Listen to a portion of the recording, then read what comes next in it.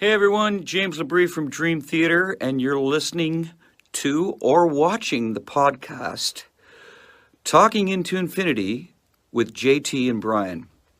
Enjoy this. These guys are extremely informative. I love their dialogue. I love their interpretation of the songs, who and what we are, what we were going after. They're very accurate in their interpretations and descriptions, and I just think this is a great show, and these guys are doing a stand-up stellar job. So once again, enjoy Talking into Infinity with JT and Brian.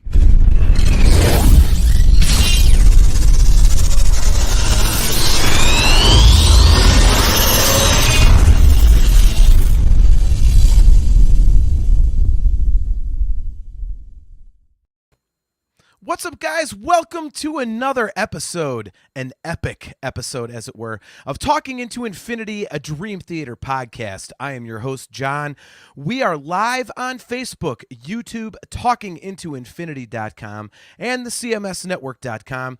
We are live right here at those four locations every other Thursday at 7:30 p.m. Eastern Standard Time. If you'd like to catch video replays of the show, just go to our YouTube page or check out Heavy Metal Television. And if you'd like to download the audio version of the podcast, just Google Talking into Infinity Podcast. If you are watching on YouTube, please remember to click that like and subscribe button so that you get notified every single time we go live. Without further ado, I'll bring in my great friend and co-host. He is an epic co-host, Mr. Brian Hendrickson. What's going on, man? Oh, not much. I'm trying to think of something intelligent to say right now. So obviously I'm completely stumped, as you would think, right? Well, hey, I used the same really, really terrible joke twice in a row, thanks to our buddy Adam Rishog in the chat. So This will be epic, literally. So, all right, well, let's look. Here we go. Kale McLeish says, let's do this then. Adam Rishog, like I say, stole his joke, said, this is going to be epic. Tom Cullen, evening, gentlemen. Good to see you, man. JG3 is here. Anyone here like a band called Dream Theater? They play long songs. Robert Reams, good evening, all. Good to see you, Robert. There we go. Adam Rishog. Have to ask, thoughts on the new James Labrie single? We actually have news about that, don't we, Brian? We do. We are going to be conducting an interview with, what's the guy's name again? I have to get the correct pronunciation, but I believe it's Logue, but it's Paul Logue. Our buddy Aiken says Loge, but I think it's Paul Logue. But Okay. He is from Eden's Curse, and he is James's co-writer on the new record. And we will be interviewing him on Sunday morning this week. So we are going to be pre-recording that one, but we will have him on.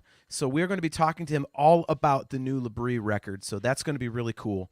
And I think, you were in agreement with me, Brian. It might be kind of cool to hold that one back until the record's actually out and do a beautiful shade of gray episode. So that's going to be fun, man. It'll be cool to get into the nuts and bolts of that one, because this is kind of a different record for James.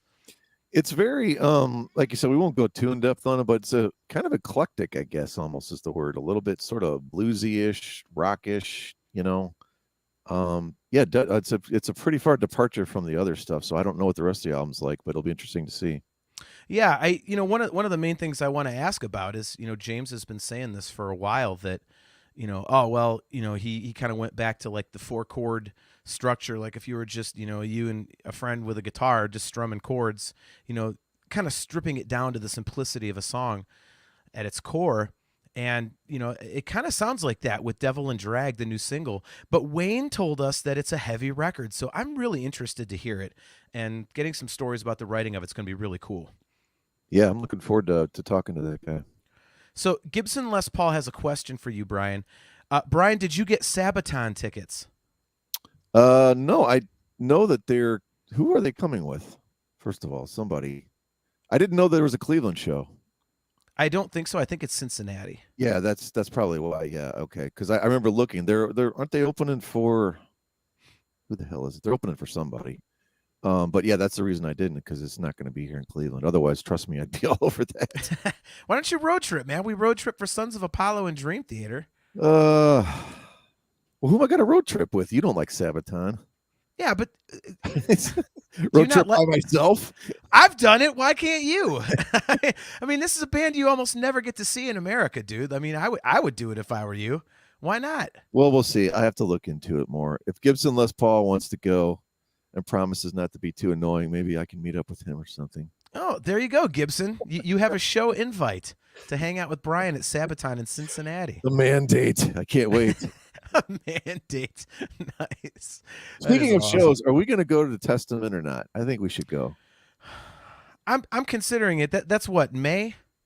Yeah, it's literally, I think, the day after Symphony X, which I'm going to have to go to, probably by myself. I'm literally going to go to 2 shows in a row. I think it's like the 10th and the 11th. I think they're like back to back. Well, here's another insider thing. You and I are doing an episode of Discography Discussion, a phenomenal music podcast, and we are going to be talking about the entire discography of Symphony X. So keep an eye out for that. So I'll be listening to Symphony X, dude. For all I know, I might really get into it. I might get into it, and then we'll go to the show together. We'll have to see. So wow, look at this, Brian. International. Marvin Zimmerman says, greetings from Germany. Thanks for your great work. Always fun to listen to your podcast, and overall, great to hear about other people's passion for the band. That's awesome, Marvin. We really appreciate that. Thank you. Man, Germany, what time is it there? That's crazy. Good for you, man. Grüß Gott. Grüß Gott. Wie geht es Ihnen? I took 9 years. That means drums. Schlagzeug. Pronounce it right, dude. I took 9 years of German. You're embarrassing yourself. Das Klavier. Oh, there you go, Brian. Gibson Les Paul says, Brian, meet me and the guys in New York City, and I'll be at Testament too. So there you go. You've got show invites. Just go to New York City, man. Going from Cincinnati to New York City. Wait a minute. Robert Reams says he's going to be at Symphony X. He's like in. Oh, there you go. Isn't he in Niles? Niles or Warren? Yeah. Where are you, Robert? I forget. I know you're not way out east like your sister is. Robert Reams is my best friend's brother-in-law, so that's how I know him. It sounded weird. You're not as far out as your sister. Like that was a questionable remark right there, but all right. So yeah, people are speaking up about Symphony X. So yeah, when that episode is released, we'll let you guys know. Discography Discussion is a great show. I think they're on like almost 250 episodes now, and they've talked about. I mean, you wouldn't even believe the bands they've talked about. They've been around for years. And I'm good friends with their host Joe, and I've done obviously a Dream Theater episode. I did a Motley Crue episode. I just did a Guns N' Roses episode and was a little drunk, and I sound like a pushy dick, so I'm a little embarrassed about that. That was their most recent episode, but I'll be doing the Van Halen episode this summer, and then like I said, Brian, you and I in 2 weeks will be doing Symphony X. I will do a shameless plug for you. The Motley Crue one was actually pretty good. I enjoyed that. That was funny. Well, thank you. So look that one up. That was like 2021, I think. Yeah, it was like late last year, I think. Yeah. Oh, So. Joe Gebhardt's here. What's up, Joe? Good to see you, man. How's it going? All right, so let's get into tonight's topic here. So here we go. All right, so okay, real quick. So Marvin Zimmerman said Grüß Gott. Ooh, he's even got the umlaut and the SZ. So there we go. Not SZ. What's the B thing? Damn it, Marvin, I'm making an ass of myself now. He says it's it's after midnight there. Nice. I should know that too because I took 7 years of German, but you wouldn't know it. Yeah, this is. Here's the thing: if that's truly an umlaut, wouldn't it be Mertley Crew? That's the whole point, dude. It's just to make it look cool. I know. So, all right. So let's get into tonight's topic here. So we are going to be ranking the epic Dream Theater songs. And we did have a little bit of criteria here. So why don't we discuss what we are and are not using? So I think it's, to me, I've described this like Kale and I talked offline. To me, it's like there's a certain feel you get. Like I use the word visceral. A feel you get when you mention a song. Because you brought up songs like Ministry of Lost Souls.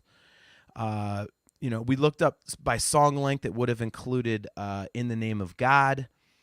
And when you think of songs like that, and then you think of songs like Octavarium just feels different. So I think we were kind of on the same page in terms of what we're using as the basis for our list tonight. Or did you have like a wild disagreement anywhere? I don't have a wild disagreement. I do think that there's two songs on our list that fit more in the Name of God, Nightmare to Remember. What else did we? Great Debate, the 15-minute Ministry of Lost Souls, the 15-minute era. They kind of fit in that vein, and we have the rest of these that are like these sort of epic with multiple movements, and one's multiple songs even.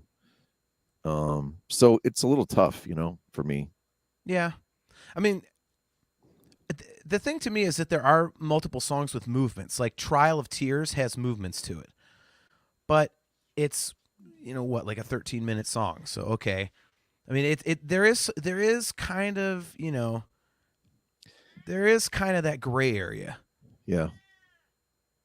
Yeah, By the well, way, I think we have to decide that I can hear your cat in the background. That's what I was going to say, I apologize, guys. My cat Bubba got into the room tonight, and he's 17 and pushy, so I apologize. But anyway, continue. Well, I think we had to. You came up with this list of 6. Originally, I was kind of against it, and then the more I thought about it, and I thought, well, I guess that makes sense, and it'd be more appropriate to sort of debate a little bit what is an epic song. I think your definition of it was probably pretty close. Okay. Giovanni Palaya says, epics feel like you just watched a movie when it's over. Well, then we're definitely missing a couple. For sure. JG3, my bowels have movements and they're pretty epic.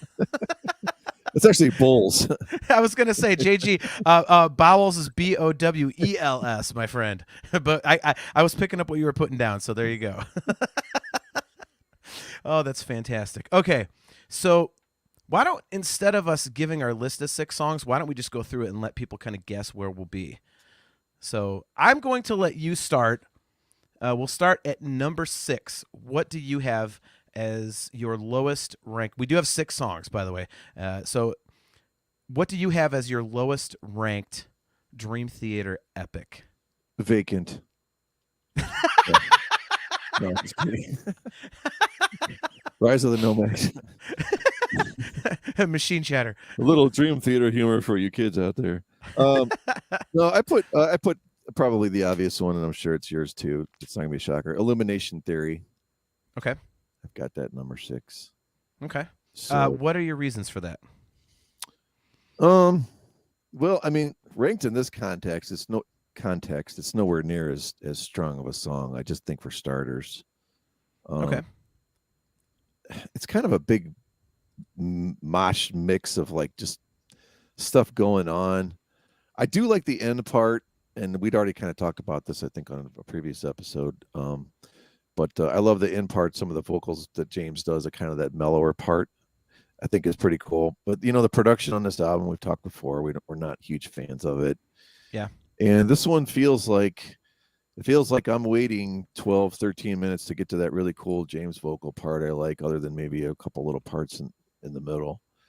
Yeah. So I think it's firmly, especially when you look at the rest of this list, I don't see how in the world you could rank it higher than this. Yeah. Gibson Les Paul says, "Okay, I'm leaving. Illumination Theory is my number 1." Does that mean Brian now cannot meet you in New York City? Joe Gebhardt agrees with you, man. He says, "I think the production takes a lot away from the song for me." I actually am going to shock the world, Brian, and my number 6. I actually agree with you. That's why I'm shocking the world. I agree with you. Yeah. This one to me is just. It's the one. This was probably the easiest song that I've ever had to rank when we do our ranking episodes. This one just never really did it for me. I mean, it's kind of grown on me as time has gone by. I mean, I do prefer the version from Breaking the Fourth Wall because, as people have said in the chat, the production on and you just said it yourself, the production on the record is not great, and that's relative because I mean Dream Theater's production is so damn good all the time. Like if there was any other band's production, you'd be like, holy shit, this sounds great. But the production takes away from it. To me, the biggest reason is that the parts just don't flow together. It just kind of seems like they had a collection of ideas and then they just stuck them together. Like, remember that thing we tried but didn't work, but it was cool on its own? Yeah, we'll do that now. Like, It doesn't, like the rest of the songs on our list, like they flow together well. This one does not. And that middle part with like the jungle noises and stuff, I mean, I get it's like an orchestral thing after a minute, but I'm like, what the hell is that? I mean, they've got other moments kind of like that later in our lists, but man, that just wasn't, you know. The one thing I will say though, and you know, hopefully you agree with me, this does have some really cool heavy riffs in it. Yeah, there's some decent riffs. I'm trying to remember. Isn't this like towards the end of the album? It's the last song, yeah. Yeah, so it is the last song. Okay, so I think the problem with it is there's no. You have a lot of kind of mostly shorter type songs on this album in general, and a lot of those are. I think the melodies are pretty strong on those, even if we disagree on the production, and we end up ranking this. You know, we do our rankings. If it's ranked lower, there's still some decent melodies and some decent riffs on a lot of those songs, and they're shorter and stuff. And then you're kind of like, I think I'm just kind of done by the end of this album. I don't need all this, you know. I don't need this to be the way this album ends. Just end it with another kind of one of those 7-minute, you know, Looking Glass type songs. You know, for me, I don't know. I just felt like I'm kind of almost worn out halfway through this because it's not similar to everything else on there. And like you said, it's kind of a mix of stuff thrown in there. And it just doesn't do it for me. Okay. I mean, Travis Snyder, what's up, man? Good to see you. He says it feels a little too forced. Yeah. I mean, Brian, it's weird because like I will agree with you there. It's weird on this one because, you know, they tried to do their shorter songwriting or their long songwriting structures, but condense it into like the 5-minute type of, you know, format. And so you've got all these like short songs, then all of a sudden you've got the blam Dream Theater thing. And I guess I don't see it the same way as you do because I'm so used to Dream Theater doing that. So for me, I was like, okay, here's like a more normal Dream Theater song. But to your point, I could totally see why anyone would feel that way because you're like already through like, you know, an hour's worth of music at this certain style. And all of a sudden it's just like, here's this behemoth at the end. You're like, wow, okay. Kale McLeish, he says, this almost feels less like a song and more like a haphazard medley of other songs arranged incorrectly. Yeah, I mean, the parts just don't flow together like they do on their other big ones, you know. You know, the other thing I will say about about this one, and then we'll move on, is you love that James vocal at the end, and I do too. I love the vocals that James does at the end. I mean, he hits some crazy notes, and it's his like kind of like his metal voice. And Yep.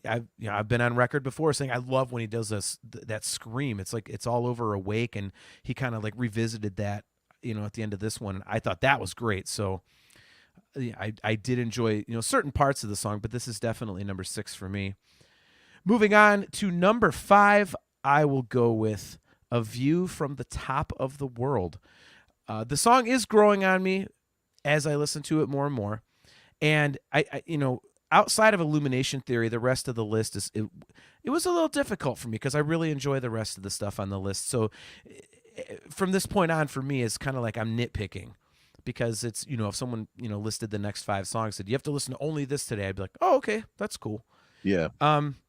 So yeah, the one thing I will say about it does, you know, we're using the word epic for this show, and this definitely sounds epic. It sounds like, you know, oh, go achieve something, go do this, go do that. And, you know, Wayne's video for this song that, you know, is playing live, it just adds something to it. Like when you're watching that and hearing the music, it's a very cinematic experience. And I love that about this song. So that's really cool. You know, and unlike Illumination Theory, I think, you know, the parts flow together. You know, the song, it doesn't really drag at any point. It doesn't really have too many highs and lows, but it also doesn't, you're not kind of like, okay, where are we going with this? Like, there's not really that drag point. And about 3/4 of the way through the song, when it gets into that metal part, that is really, really cool. So I love that aspect of it. So what do you have as number 5 on your list? Number 5, I have Change of Seasons. Oh, What Well, is it with you you? can't have it that much higher anyway. We only got 4 songs left. Oh my God! Show me on the doll where a change of seasons touched you. Uh, so Man, you do not like this no, song. no, you know what? I actually like it more listening to it now, but I got to put it somewhere on here. Okay. Okay, I'll be honest with you. I was back and forth like all day between that and View from the Top of the World between 5 and 4. So Okay. let's just get that out there right now. All right. I discovered something about this song. The more I listen to it, this song has early Ray Alder Fates Warning written all over it. All over this song. Okay. I don't know why it didn't hit me until today. Like No Exit, Perfect Symmetry. They just kind of did this heavy, progressive, real dissonant sounding stuff. There's a little bit of Queensryche Warning in there too. You got to kind of look to find it in there, but it's in there. Yeah. But my young's bass playing, and I said this before about on this. Like, I love his bass playing on this. Like, he just really kind of grooves and drives on this one. But my only complaint here is it's such a dark kind of song. There's never really any happy parts. I don't even know if it hardly goes to a major key, barely.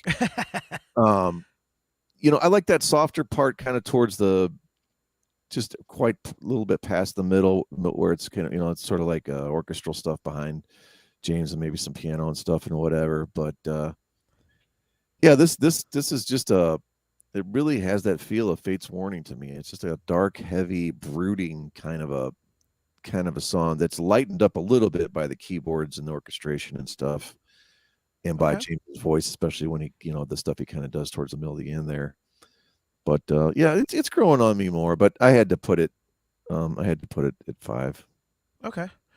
Gibson Les Paul wanted to chime in on A View from the Top of the World. He said, "A View from the Top of the World is boring. I would have taken a piss when they played it live, but I already did that during Ministry of Lost Souls." Yeah, I can totally understand why people think that title song is boring. I really can. It's not a stretch to go, oh my God, what are you talking about? You know what I mean? It doesn't really move around a lot. Like you said, it kind of stays, I don't know what's the word we're looking for here, consistent, or I don't want to say middling because that sounds negative, but yeah, like you said, it doesn't get too high, it doesn't get too low. But that song live, even I'll say Ministry of Lost Souls, as much as I don't like it, but that song live, View from the Top of the World, that really takes on a whole new thing. Like you said, you need those visuals, or even if you're just even if you're at home watching on your computer, like, I want to watch the video, just kind of hearing the song is nowhere near the same experience, at least in my eyes. Yeah, no, I definitely agree.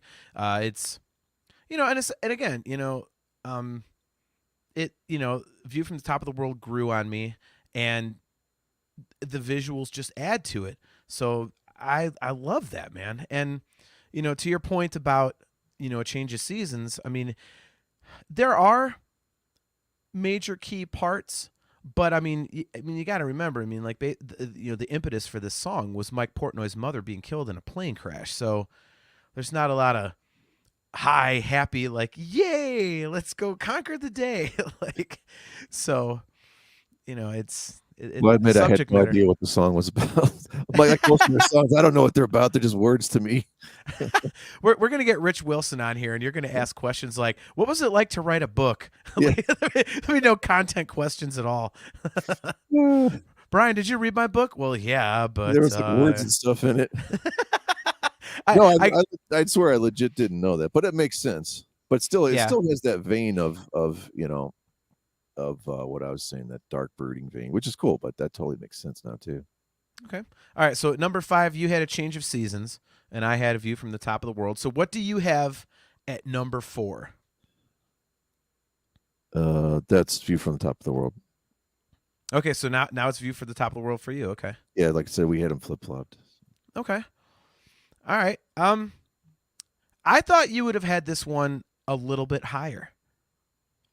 I really thought you were going to have this one kind of higher up, because you kind of talk about it a little bit more and more as we've discussed things offline. So, I mean, I think I can guess your number 1, but I really thought with the other things on the list that you would have this one higher than 4th.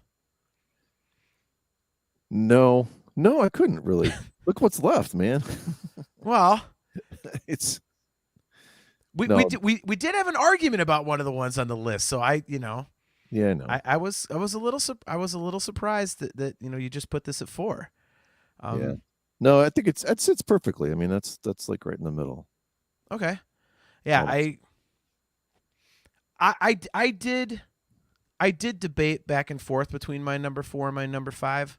Um, again, like A View from the Top of the World is such a cool microcosm of the new record in that, when we interviewed Wayne about it and he said, "Oh, it's a grower." And it really is. And the record, it does keep growing on me, and it continually grows. And I haven't had a chance to sit down and listen to it a ton, like in a row, like I have other records, because we're busy listening to other stuff for the show. I'm getting back ready to be busy with the band again, so I'm listening to crappy pop songs I have to cover. Like, now I'm listening to all the Symphony X stuff. But the album as a whole has been growing on me, and A View from the Top of the World is doing the same thing. So I think it's a really cool microcosm of the View from the Top of the World record. For me, my number 4, and I think you're going to agree with me completely that this should be in the middle of the list, The Count of Tuscany. So this was a really hard decision for me, because number 3 and number 4 I could flip flop, based on the day. It's like someone said, "Hey, which one do you like better?" "Oh, I like this one," or "Oh, I like Count of Tuscany." Again, my top 5, I love all the songs, and especially the top 4. It's really getting into the realm of, yeah, I don't really have anything that I really don't get into. By the way, I want to bring this up in the chat because Giovanni Palaia brings up a really interesting point. He says, "I consider A Vision from the Majesty demos as their first epic," quote unquote. I don't know. For how young they were, it's a great song, and I enjoy A Vision, but I think it doesn't qualify for what we're going for here, Giovanni. It's like, I forget who said it up top, but it basically, they said, if you feel like you watched a movie when the song's over, and I don't think you get that from A Vision, and maybe that's just because of the length, or it's because of the lack of production, on the Majesty demos, because there were demos on a 4-track. But I don't think that one would qualify. So JG3, you mad lad. The Count and his brother are greatly insulted by this underrating. JG3, man, like I say, like my top 4, they're all phenomenal. So my first note is the only reason this is number 4 is because I think that middle slow section, it takes a little bit too long to get actually into it. I started to go, okay, where are we going with this? And then a little bit later it kicked in. So I think that's what did it for me on this one. But what I think is cool about this one, Brian, is that of anything on this list, this one is, to me, and maybe this is blasphemy to some people, it's kind of like a mini Astonishing. Like, this is the one song of all their massive ones that kind of sticks to a standard song structure, but it never really gets overly proggy for too long. But the story is like the central point of the song, which I think is really, really cool, because the other huge epics that we're talking about, a lot of it is based on, all the ups and downs and the crazy instrumental and all that kind of stuff. And this is more about the story. Like, when people think of the Count of Tuscany, they do think about the length, but I think a lot of people think about the story, the almost Edgar Allan Poe-ish aspect to it. So I think that's really cool, and I think it makes it unique on this list. Yeah, it's definitely, well, when we were talking at the beginning, I said that there's 2 on here that differ a lot from, and the first was Illumination Theory. This is the second one that differ a lot from the other songs on here. This is a perfect, like they were saying, this is an audio cinematic masterpiece of a song. Yes. Like, I don't even know what else I can say, because like anyone who's listened to this show like 4 times has heard me talk about Count of Tuscany too many times. So I don't even know what to say about it anymore, or then it's awesome. I don't have it at number 4. Obviously, I got it way higher. But yeah, I mean, those soaring string parts, I understand what you're saying about that middle breakdown. And I think the very first time I heard this song, I loved it up until then, and I'm like, oh man. And then when that was done, I was like, oh my god, now it's going here. They're going here. They're taking the melody again, and they're soaring even higher with it, and they're doing even cooler stuff with it.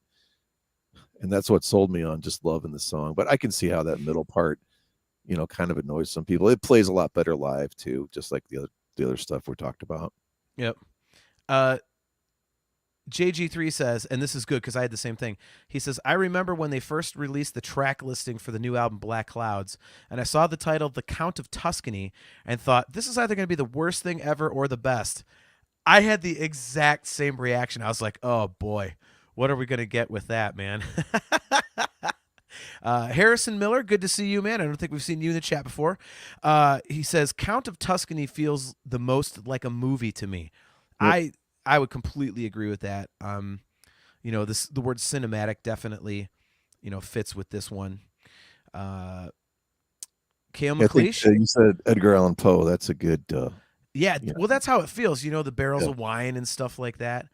Cale McLeish is throwing his hat into the ring for In the Presence of Enemies, which, obviously we haven't gotten to yet on our lists, but we'll see if they're there. I say there, Brian, because you always count it as 2 songs, but let's face it, it's 1 song. He says, Presence is probably the heaviest of the epics. The content stays dark as hell. Dark Master is creepy. Slaughter of the Damned is my favorite single movement of any epic yet. All right. Well, we'll see. We'll see if In the Presence of Enemies actually made the list here, because you know how Brian feels about that one. So, all right. So, moving on to number 3. I have been trapped in an octavarium. So this one and The Count of Tuscany are they could flip-flop for me on any given day. I love both of them so much. But for Octavarium, I have the same complaint that I do about The Count of Tuscany, in that I think the intro, the Continuum intro, it gets a little bit lengthy. It's kind of like, it's like 4.5 minutes long or something. And I'm like, okay, like I'm ready to get into it. So I would do that. The reason that I have it that little bit ahead of Count of Tuscany is that Octavarium, like pretty much throughout, is kind of a weird song. And I've been very vocal on this show in the past, saying that I like when Dream Theater gets weird. So I love that aspect of the song. I didn't realize this till today, but it's over 12 minutes before the song actually gets anywhere near like aggressive. It just stays slow and yet again, I mean, this song has been out since 2005. I saw it live twice. I never realized it till today. I'm like, man, when I started thinking about it, when is this going to kick in? And I looked down, and when it finally got a little bit busy, it's like over 12 minutes long.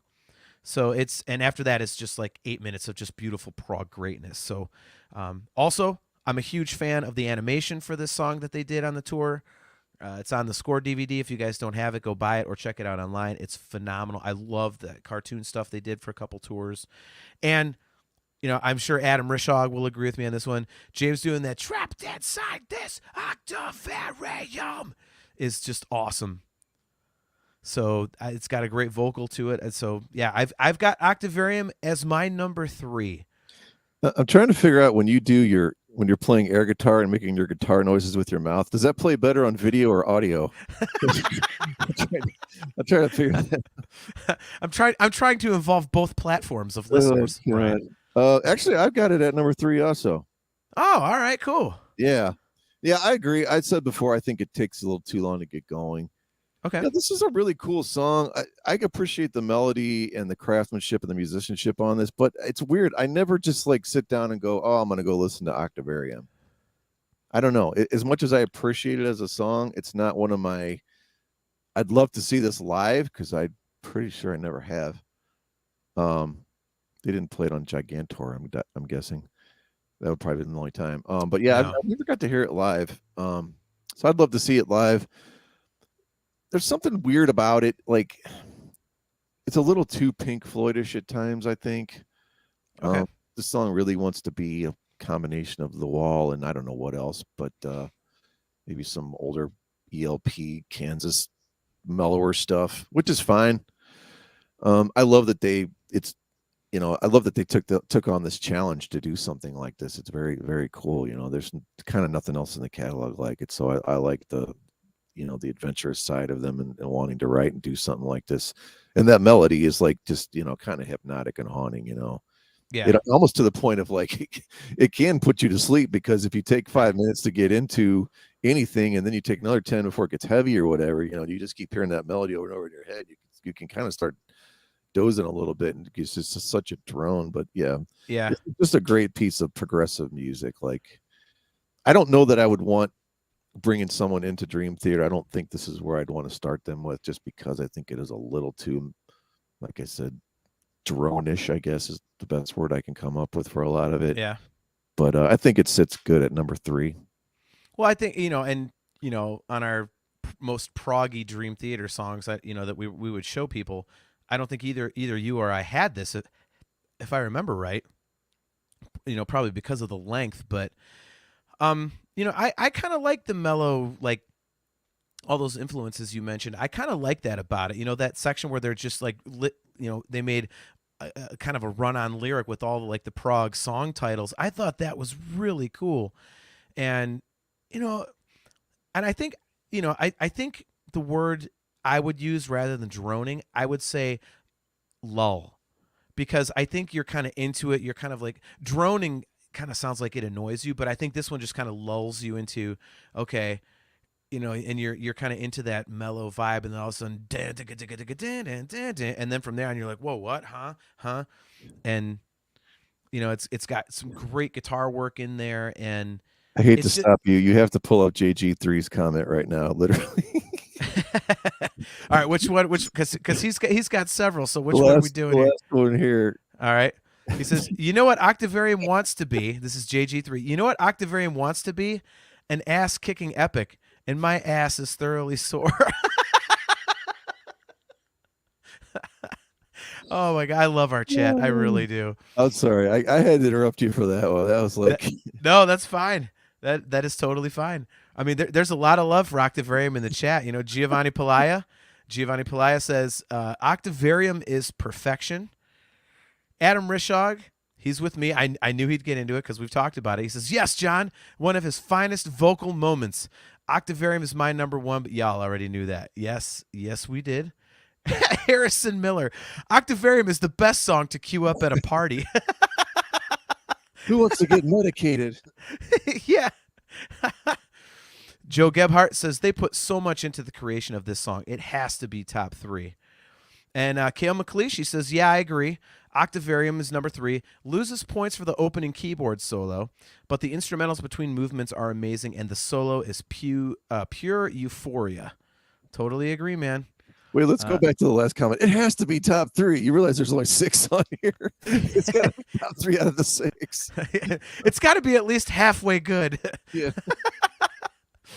Oh, my God. God, you guys in the chat are awesome. Thank you so much for tuning in. All right, so I think we are going to have the same number 2, but I don't know for sure. So what do you have as number 2 on your list?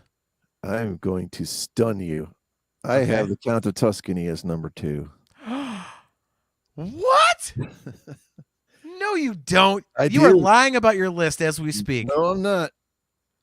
Wow. I am not. No kidding. I really, really thought about this. And even though we argue about what you're obviously going to know is my number 1, yeah, I had to put this 2.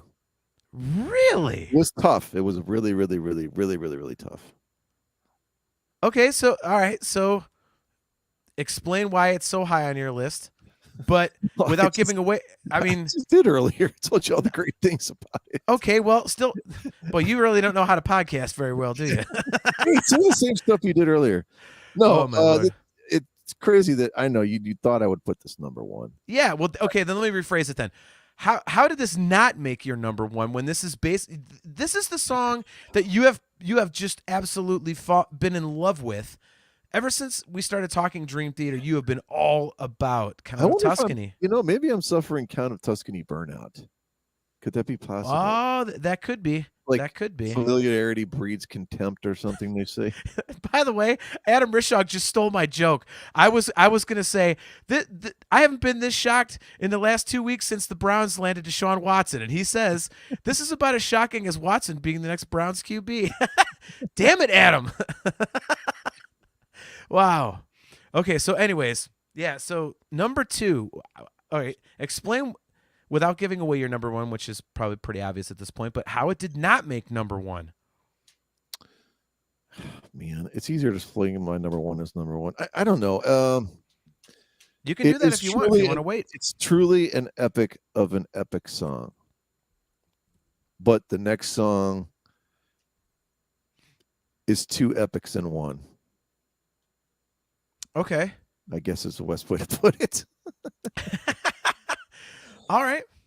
And I don't know, the more I hear, and even after we did our deep dive on that last album, obviously we're not giving this away at this point what the song is. Yeah. But yeah, so I'm gonna have to explain more. It's easier to explain when I get to my number 1. Let's put it that way. Well, why don't we give your number 1 as I give my number 2, which, unless I'm wrong, is the brilliant In the Presence of Enemies. I absolutely love this song. Since this is, my number 2, I'll start, and then you can explain why it's your number 1. I love the fact that it does blend together. They do bring back, the melodic elements of the first half late in the second half, but it's like 2 different songs, even though when you listen to them back to back, it does blend together a little bit. But that Dark Master part and, most of part 2, you're just like, man, what the hell? Like, it is, whew. It's like, we were talking about, in Systematic Chaos, our deep dive, when you watch the documentary, Portnoy's like doing the lyrics, like, man, we've always needed this kind of stuff in our lyrics, and this is an example of that. Yeah.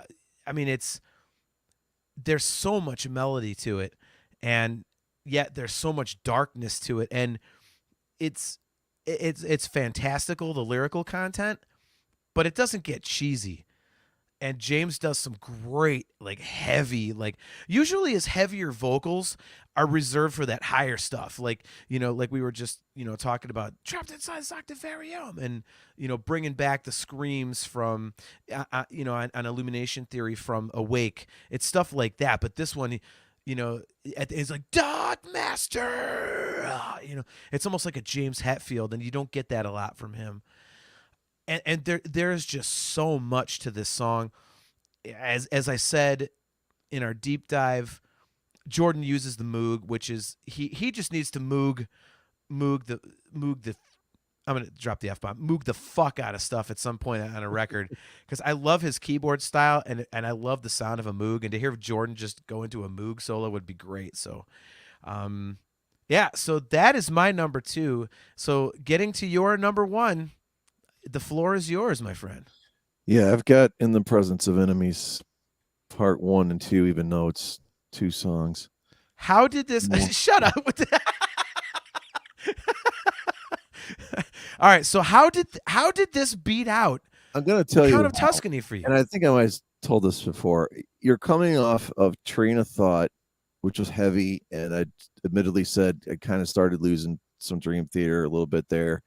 And Octavarium was as cool as it was, was such an undertaking and such an adventurous kind of a thing itself. The first song you hear on Systematic Chaos, the way it starts, the drums and the guitar, everything is just going at one time, and it's like they're able to do this thing where it's heavy, it's progressive, it's intricate, but it's super melodic, and they're mixing major and minor together.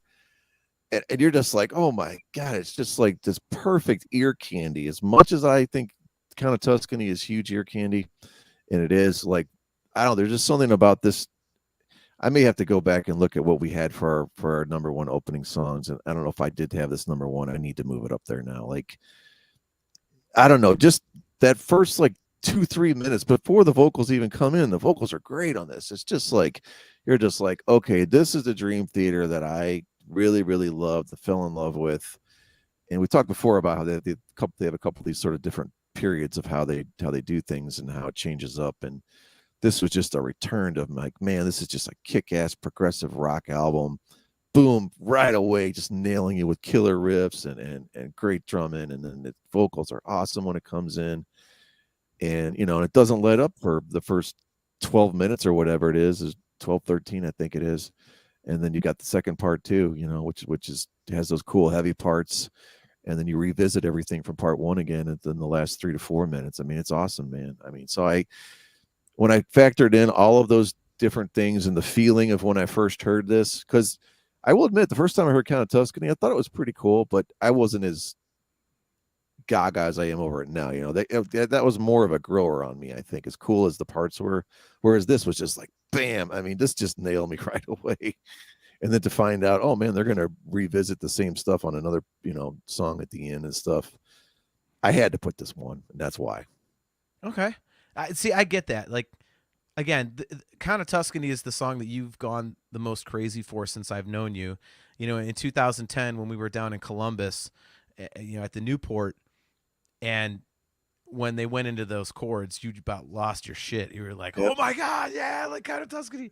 Like that's one of my honestly like one of my favorite concert memories of all time, because it's always fun to see somebody you're with really getting into it, and that was like one of my most vivid memories of going to any show I've been to, is you just like, holy crap, Count of Tuscany. So I did not think we would get that song. I just thought there's no way. yeah, like, I mean, and granted it was that tour, but Right. I mean, they were pulling some weird stuff out at that show, and that was the weirdest. So yeah, but I completely agree with you, because sometimes the feeling that you get off of it, the circumstances surrounding a song, they kind of bump it up over a song you might like better musically, and the example that I'll use, I do have a Star Wars podcast. It's called the Nerf Herder Council, every other Wednesday at 8:15 p.m. Eastern Standard Time. But the best Star Wars movie to me is Empire Strikes Back, followed a very close second by Rogue One. But my favorite Star Wars movie is Revenge of the Sith, because it was the first time I'd been to opening day of a Star Wars movie with my brother. My younger brother is 3 years younger than me, since 1983, Return of the Jedi. And we were smack dab in the middle of the theater for the midnight showing. This was back when you could still do all your cosplaying and bring the lightsabers and blasters and all that stuff. So it was like a gigantic parking lot full of nerds, and we were smack in the middle of the main theater at midnight. And, I'm sitting there, for the first time, in, God, what was it, like 22 years or whatever it was, with my younger brother, experiencing that again. And so for me, there's that emotional connection to Revenge of the Sith. And so to your point, that, I totally get why you would have that for In the Presence of Enemies. I'm just really surprised, because I thought that your love of Count of Tuscany would have superseded that. But man, that's a shock.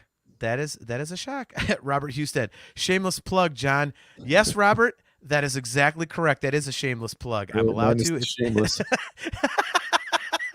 The plug, all right. Exactly. Yeah, it's my show. I can plug what I want. So my number one, and I think Cale McLeish will agree here. I'll let him intro this. Cale's number one, likely biased because it's the only one I've seen live, A Change of Seasons. Perfect song, beautiful lyrics. The huge curly riff at the end of Darkest Winter is completely mind-shattering. And Cale, I agree with you. My number one is A Change of Seasons. First of all, it is my favorite of the epics, but also, man, it is the standard by which all Dream Theater epics have been judged since it came out. It's just perfect. I think had A Change of Seasons not worked so well with the fan base, I don't think they would have taken the chance to do more songs that are like 23, 22, 24 minutes. Because if people are like, oh my God, this is boring, stop doing that, they pay attention to their fans more than almost any band I can think of. And if the fans had said, all right, well, this is a little too much for us, they wouldn't have done it. But because there was this massive reaction to it, and I mean, A Change of Seasons is actually a fan reaction in and of itself, because they had played it live a few times before they recorded it, and people were like, what the hell is this gigantic song we're seeing live? And so it kind of spread on the very early versions of internet chat boards and stuff like that. It's A Change of Seasons, that's what it's called. And so it was written for the Images and Words record. The label wouldn't let him put it out because it would have made it a double record. But people wanted to hear it. So they're like, all right, well, we're going to do this. And the band kind of forced it on the label. Like, at some point, you're going to let us do this. Okay. And so they put this thing out.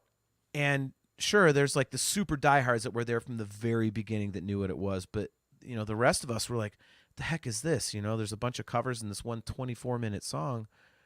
And I don't think that, again, they would not have done any more gigantic songs like this if this song had not worked. So it's the blueprint. It's beautiful in every way to me. Brian, I mean, you said earlier that you think it's dark the whole time, and it definitely is. But again, it's the impetus is Mike Portnoy's mother dying in a plane crash, and the Carpe Diem seize the day thing is he had been fighting with his mom. They weren't getting along, and he went to school that day, and his teacher was talking about seize the day. If you love somebody, tell them this. Don't wait for tomorrow, type of a thing. And so he went home, and his mom was going on a plane trip that night on a private plane, and he's like, "Hey, Ma, I love you," and she's like, "What the hell? Yeah, I love you too." Like it kind of felt like a bonding moment. And then she was killed in a plane crash that night. So, very strong emotional content there for Portnoy, but it is as he's talking about this, it's heavy. So there's not a lot of light to the song, but there's a ton of melody. I mean, like, the verses are almost like choruses for any other band. So I just think, like, I love the heaviness of it. I do love the darkness of it.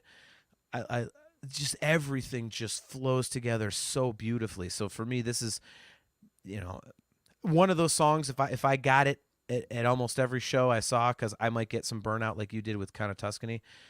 So I'll say almost every song. Man, I'd be happy. I'd be happy getting this pretty much anytime, that I saw the band. I think it's fantastic. Didn't they want to put this on the first? Yeah. Or second? This was it first album? Yeah, it was Images and Words. Yeah, the second. And the label's like, there's no way, it'll be a double record. We're not releasing your first album with us as a double record. And so they said, all right, well, that's fine, but you have to put it out at some point. And they were like, okay, so that's well, okay. You know what? Hold on. Gibson Les Paul. First, John couldn't go a show without mentioning Van Halen's Kid, and now it's Star Wars. All right, Gibson, you dick. Then here's another thing. Did you know, Brian, that 36 years ago today, March 24th, 1986, Van Halen's first record with Sammy Hagar was released, 5150, which is an absolute classic. So up yours, Gibson. Gibson, you should be a little bit more appreciative, man. We did a whole show based on your reaction or your request, and yet you're still bashing me. So screw you, Gibson. So, anyways, back to the point. I remember hearing. What did you think the first time you heard Sammy singing that? I was like, it was just weird to me. I ended up totally loving the album, but it sounded so bizarre hearing, this Van Halen stuff with Sammy singing. I don't know. It was the weirdest sensation. I just remember going, wait, they're going to do what? And then I heard when the single came out, I was like, this is so bizarre. Well, we'll talk about this for a split second because that's a whole nother thing. But I loved it. Dude, when I was 10, so, for me, like the first, the album that got me into music, period, was 1984. Eddie Van Halen just floored me.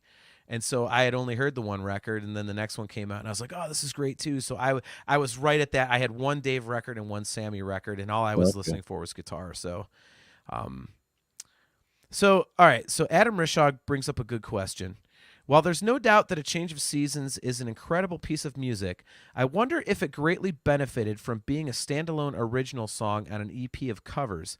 Imagine hearing it after 8 songs of Images and Words. To me, it would have lost its oomph. Yeah. I agree. That was a point I wanted to make. That was the best decision a record company has ever made in their life, was to not put that on there. Now, It would not have fit. It would not have made any sense, and it's perfect the way they ended up doing it. let me rephrase the question.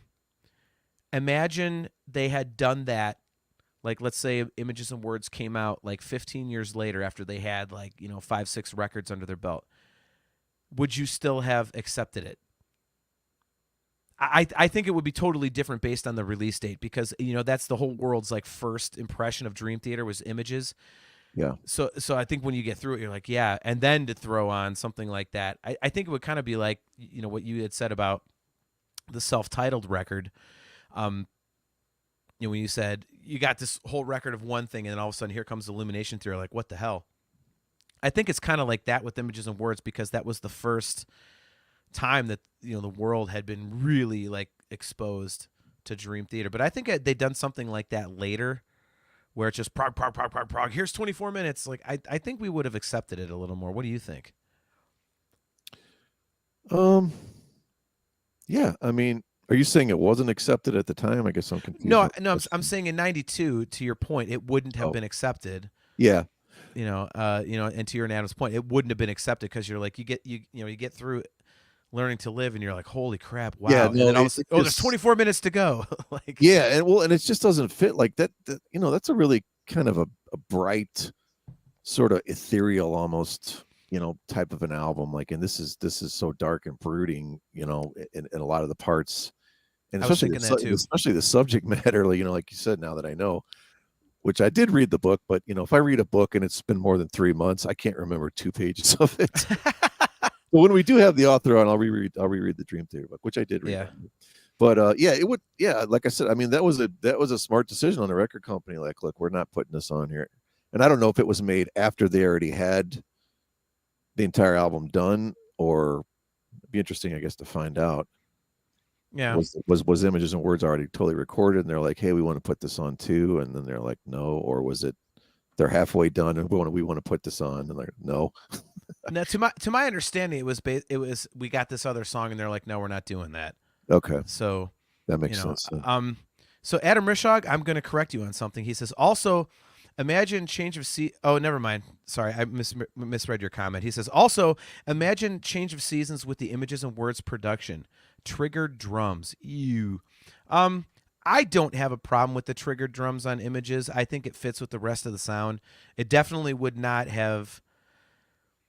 Man, that's hard. Like, because, I mean, there's no 7-string on Images, so, I mean, would I don't know. That's a good one, Adam. That's a good one. I'll have to think about that one a little bit more. Man, we're getting some Van Halen comments. Aiken, our buddy Aiken, says, totally agree with Brian on 5150. It took a few spins to get it. You guys are a little older than me, so you had more experience with Van Halen than I did at the time, so I'll defer to you on that. JG3 says, was it weird hearing Van Halen sung by a good singer? He said, David Lee Roth, shots fired. Oh, I thought we were talking about Gary Sharon, the song. Must be some kind of way. Anyway, yeah. So there we go, man. That's our list. I forgot one quick point, Brian, that I'm sure you'll agree with on Change of Seasons, even though you had it way down your list. It was the first time we got to hear Derek Sherinian. Yep. And that's one thing I noticed when I heard it. I was like, well, this sounds a little different. Like, what is that? So that was kind of cool too. It's our first taste of Derek Sherinian and the way that he played and stuff like that. So that was cool. So why don't we dig into something here real quick that people have been asking. We got a couple things to address that people have been talking about in the chat. And the main one is 6 degrees of inner turbulence. So we went back and forth about adding this or not adding this to the list. And I'll let you go first. Why did you not want this one on the list? Because I think everything in that suite, whatever you want to call it, they're all different, unique songs. Even though they're supposed to be telling this kind of story together, it's still kind of trying to be cohesive. They're all so different. That for this exercise, I don't think it would have made any sense because we would just put it number one anyway. Like there's no way in the world that's not going to be number one, most likely, right? I mean, Would you have had it at number one? I would have to, yeah. I mean, for it's just the masterpiece that it is. Now, 2 years ago, before we started this podcast, no, because I really never dug in that deep to that album, but I absolutely love that album now, and Okay. I love that piece of music, and I think it's absolutely perfect. I think it's similar to kind of how I was describing in the presence of enemies. The more I dig into it, like it's just got everything you want, and then every song has its sort of its own unique stamp on it, and it's like you're trying to compare like 7 songs now to that are in one to to 5 others or 6 others, and I just for this exercise I don't think it made sense. Yeah, I'm gonna shock you with this. You had it as number one. I actually did put it somewhere on my list. I made sure to rank it. I had it number 2. I still would have put A Change of Seasons number 1, just because Wow. that one is like Dream I Theater knew, I epic knew you loved perfection that to me. one, but I didn't know it was to the level of a Falling into Infinity type of Oh yeah, it's thing. up there for You me, and man. Sharinian, It's man, you got something going. dude. You know what's funny? So I wish so I'm trying to get some recording software on my computer because I like not to release stuff like unless I can finish full songs. I mean, which I'm not really good at, but I want to get back to writing music and putting stuff together. So I'm gonna get like the Petrucci, the neural DSP plugin, and some drum plug just to write music. And Sharinian keeps advertising on his Twitter and his social media like, hey, send me MP3s, I'll play on your stuff. And man, if I had recording software, I would want to write like a theme song, like to replace the actual Dream Theater music that goes on the audio version of our podcast. Right. And I would want to write something and send it to him and have him just do like just solo the crap out of it and be like, so our show intro actually has a Dream Theater member playing on it. Like I'm like, that'd be the greatest thing. But You should yeah, I mean, send it to him, then send it to Portnoy, and then send it to Dominici, like every one of the ex-members. So they're all the ones on the theme song. right. And But Kevin yeah, Mark, no, you can get him to do it. right. Charlie might. Who knows? Dude, we might be able to get Charlie on the show. We should try that one. I mean, our buddy Aiken. I mean, he's talked to Charlie several times. Maybe we can get an interview with Charlie Dominici. We'll see. Yeah. But yeah. I mean, the Derek Sharinian thing. Yes, I do love Derek Sharinian. But back to 6 Degrees. Yeah, I had it at number 2 because the Change of Seasons is perfect. But I after thinking about it, I tend to agree with you. It's so big and so epic, and I think, Robert Reams, I think, kind of says it best. He says 6 Degrees is multiple songs. It's the epic where they take individual songs and can play them standalone. No other epic is like that, and I would agree with that. Like it is listed as one song, and I know on Score it's listed as one song. And this gets into the second thing I wanted to bring up, like talking about songs with movements. And I just, as much as I wanted to include it, you talked me out of it, and I think rightly so. So yeah, I do love it though. It's fantastic. I will say, I'm surprised that you would have had it at number 1. Like I know that you gained a new appreciation for 6 Degrees, but I'm surprised you would have had it up there. Yeah, I had to. To go back to that point though, you can. It's a double-edged sword because, like you said, you can play separate songs just from it, but as we saw when we went to the concert, people get pretty damn pissed when you start out with, about to crash or whatever, and then we don't follow that up with everything else. You know what I mean? Like I Yep. didn't think we'd get the true intro or whatever, but it's like I don't know. We talked about before we had this. We thought for some reason there was a chance, so you're saying there's a chance. We just thought, and then when we're like as happy as we were to get that, we're like, I don't know, we're like, kids that are ungrateful at Christmas, It's like That's a great you got analogy. 4 presents instead of 7, or something. It's like, wait a second, you're the one that kept getting all these presents, so I'm expecting more. You know what I mean? Like, Yeah. Yeah, it was. I mean, to your point, I was one of them. When they went into About to Crash, I was there like, oh my god, please do it, please do it, please do it. And they did, and I was like, it's not going to shit. happen. I knew it. I just did not. We kept doing the math. They're not going to Yeah. do it. They don't have time. There's no way. So before we get to our second point, to end the show, I have to ask: did you cheat? I forget if I asked you this. Did you cheat and check out set lists before we went to the show? No, I didn't cheat. I just happened to literally like the second day of the concert, I was on Blabbermouth or something, and I was just like scrolling down, and I'm like, Count of Tuscany, what? And then I literally like all of a sudden before I even knew what happened, I'd seen like Endless Sacrifice, Count of Tuscany. Those were the two. Those are the only two non-new ones. So I did not know that they were playing this, but from what you had said, what you'd heard from Wayne, right? He had tipped you off that it was going to be all long epic songs. So then you and I are like, I wonder if they would do it, and then they started it. And so no, I did not cheat.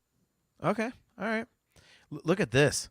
Kale says, I think they announced they're playing the full 6 Degrees on the Australian leg of the View tour.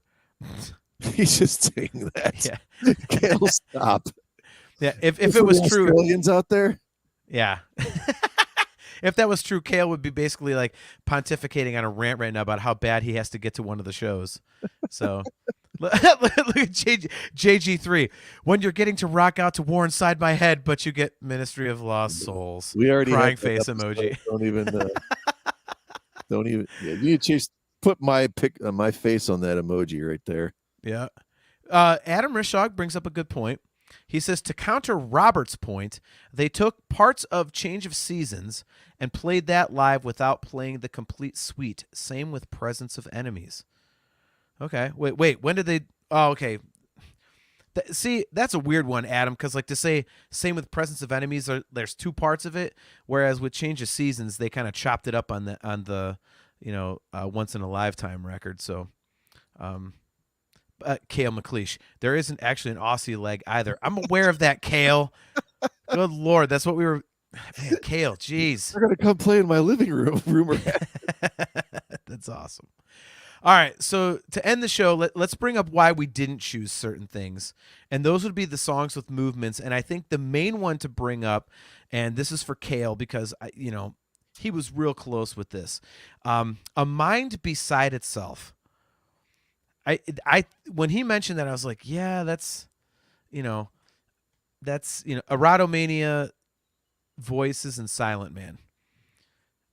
On Awake. I know you love Awake, Brian. Come on. Yeah. The look on your face just says, huh? What? Well, Erotomania is not. No. It's again, well, and this is why, Kale, because like nerd fans know that as A Mind Beside Itself, but oh, okay. It's people see that as 3 separate songs. Yeah. So it's not many people will say, "Oh, play A Mind Beside Itself," whereas they will say, "Play Metropolis," which has movements, or play Trial of Tears, which has movements. Stuff like that. That's a little different. 12-step suite, right? I mean, if we're going to go that far. Yeah. Joe Gebhardt. That's more like a tribal knowledge epic. Yeah. Yeah, sorry, Kale, but that one just is not like. Props to you on your fan cred, and we're with you on that. Like we know what Mind Beside Itself is, but that just did not fit. And to circle back around to the beginning, Brian, when you and I talked about this, we were kind of not on the same page, and yet when we started to think of the songs we wanted to put into this, when you really think about the 6 songs that we put on our list, when you say them to yourself and you think about other songs, they just feel different. There's 2 that I think we crapped the bed on. Well, one for sure. Well, let's see. Robert Reams, he brings up a comment. Let's see if he nails what you're looking for. So he says, in the Name of God, A Mind Beside Itself, Breaking All Illusions, and Trial of Tears, I don't consider epics like the 6 used in this ranking. I completely agree with you, Robert. In the Name of God is just a long song. A Mind Beside Itself, people don't really know it's called that unless you're really into Dream Theater. Breaking All Illusions, great song. Not as long as the others. Trial of Tears does have movements, but again, that's my favorite Dream Theater song of all time, but I don't see it in the same category as the 6 that we ranked tonight. So, all right, Brian, the floor is yours. Cinematic, epic, amazing song we both love. Over 16 minutes. Nightmare to Remember. There's really it's hard to separate that from something like Count of Tuscany. They're very, very, very, very similar to me. I think we dropped the ball on not including that. That's All all. right. All right. I will disagree with you only because How do I turn your mic off? I got muted. It's very, very, very close, but I still see that one as a long song, whereas I see Count of Tuscany as like epic. Man. All right, you know what? Let's do an experiment. Instead of 6 songs, we've got 7. Where would you put A Nightmare to Remember? Out of 7. Out of 7, let's see. If I was being honest, God, I'd probably put it pretty high. I'd probably put it maybe 4. That's exactly where I had it for myself. Yeah, I'd put, even though I actually like that and Count of Tuscany, or even I like that and what do I have here? No. Yeah, I think I'd be 4. Yeah, I have 7 would be Illumination Theory, 6 would be A View from the Top of the World, 5 would be Count of Tuscany, and then 4 would be A Nightmare to Remember. It sits in the middle there. I think, and we talked about Glass Prison too, which that one's, I'm not quite as, I just think of that as like a heavy kind of bashing song, just a heavy, I'm trying to think of what the word is here. Brutal. Well, now let me ask you a question though, because Nightmare is like what, 16 minutes long, and Glass Prison's like 13 something, if I remember right. Yeah. Are you thinking of them in different terms, not because of the song length, but because Nightmare to Remember has that mellow part in the middle, so it has that super heavy, really mellow, like that big dip in terms of like the feel of it? Yeah, because I mean, Glass Prison just goes and goes and goes and goes. Yeah, and goes. yeah. So that's probably a reason why I wouldn't want Glass Prison in there. Yeah, it's a good point. Okay. Yeah, I mean, you're taking on a really cool ride on Nightmare to Remember. It's like it's like a journey.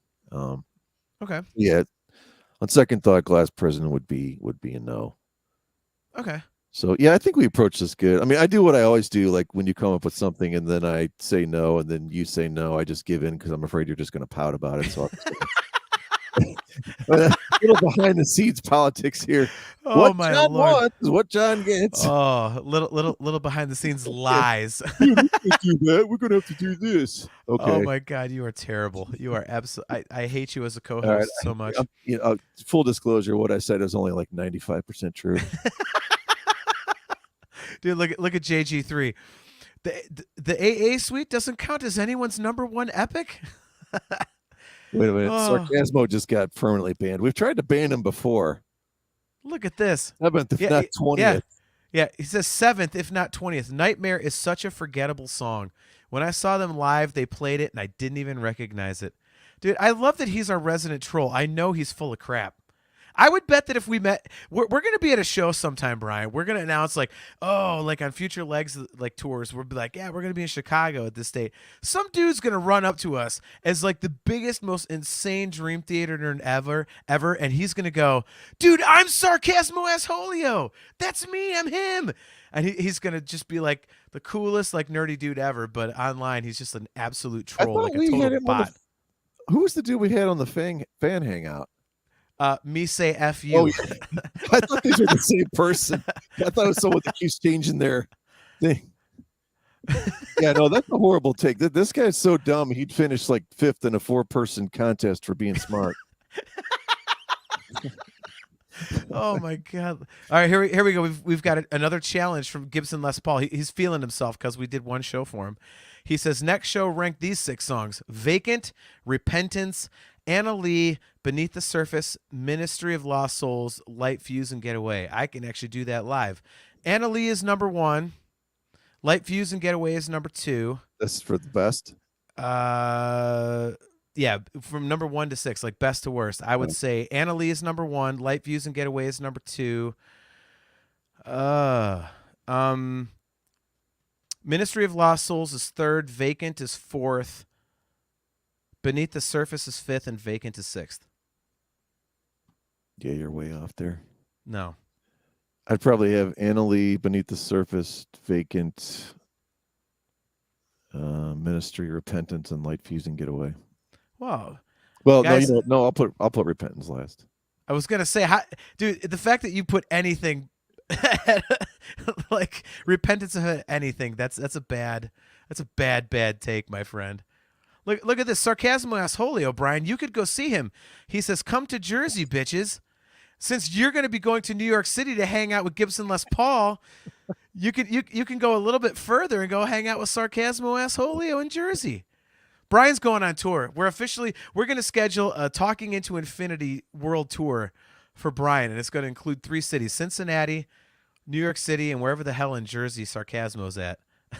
Everyone's getting the impression that I'm exciting to hang out with. You can set the record straight on that, right? Apparently, I messed up. Jesus, I'm like slurring my chat members. Kale McLeish says, "How can Vacant be 4th and 6th, John?" Look, Kale, I was doing it on the fly. Okay, it's 6th. Just trust me. I want to get on my soapbox and defend Vacant, a song which I've gone off on before. I actually don't have a problem with the song itself. I just think it's totally bizarre to be on the album that it's on, and it doesn't make any sense whatsoever in my mind. But then was it Kale or someone hipped us to it's supposedly the intro to the next song, which I Stream can't of Consciousness? Yeah. Is that what's next? Yeah. Yeah. Or someone tried to insinuate that, and I think I shot that down pretty quick because it doesn't feel like that at all to me. But it just doesn't. I don't know what it's doing on there. I guess I'm not understanding. Man.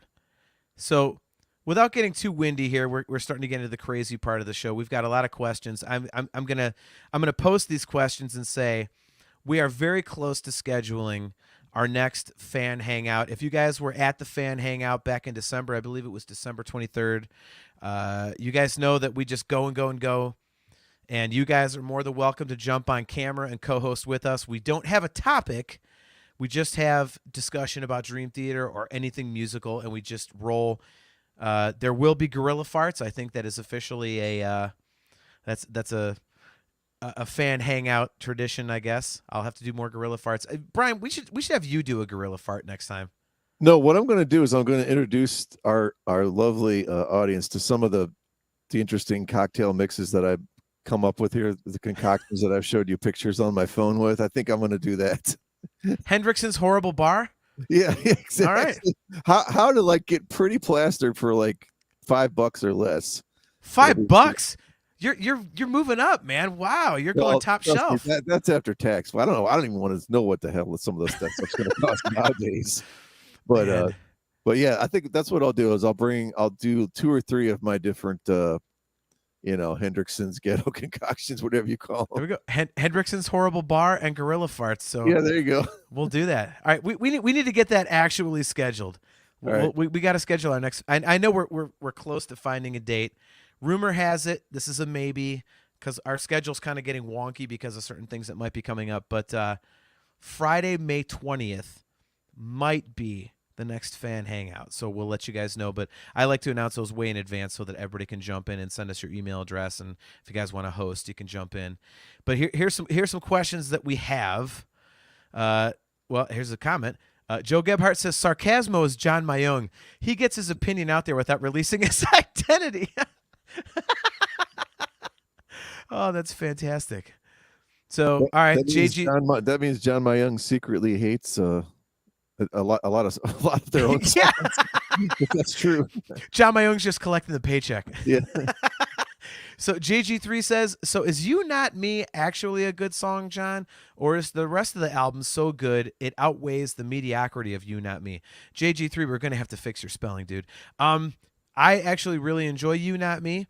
You Not Me was actually a song that was co-written by Desmond Child. So there's a little factoid.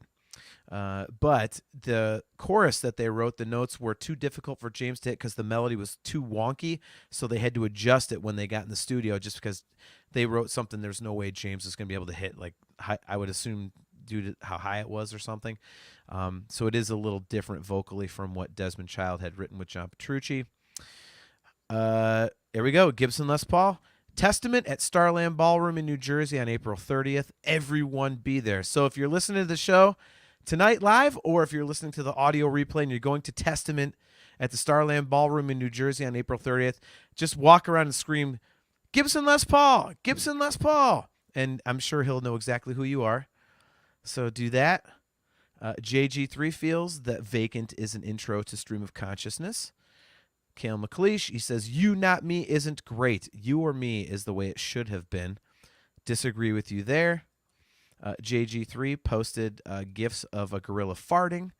So, that'll translate well to the podcast on radio, too.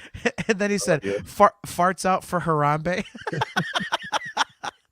Oh, my Lord. So, yeah, so that's the kind of awesome content you'll get in our fan hangout. But, yeah, so one quick thing in the fan hangout, then we'll close up shop here. But, yeah, guys, when we do the fan hangout, we'll give you guys plenty of time so that you know when you can schedule it. We do it on a Friday, so it's on a weekend, so everyone can kind of hang out. Don't have to worry about working the next day unless you have a weekend job, of course.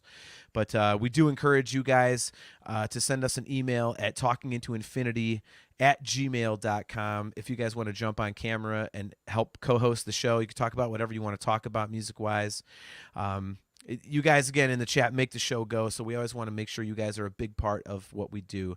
So when we do the fan hangout, jump on. Again, there is no time limit to that one, and we just kind of go and go and go and go. If you want to hear what it's like, we do have the audio version available and the video version on YouTube and wherever you download your audio podcast, so you can check that one out from back in December.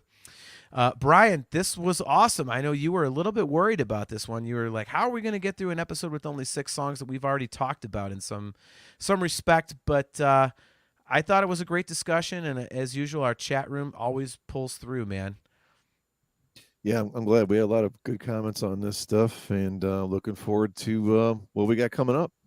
Yep. Our next episode is going to be, let me think of the dates. It will be Thursday, April 7th, and we are going to be revisiting an episode that we tried to do. It is the lost episode of Talking Into Infinity. We are doing best guitar moments.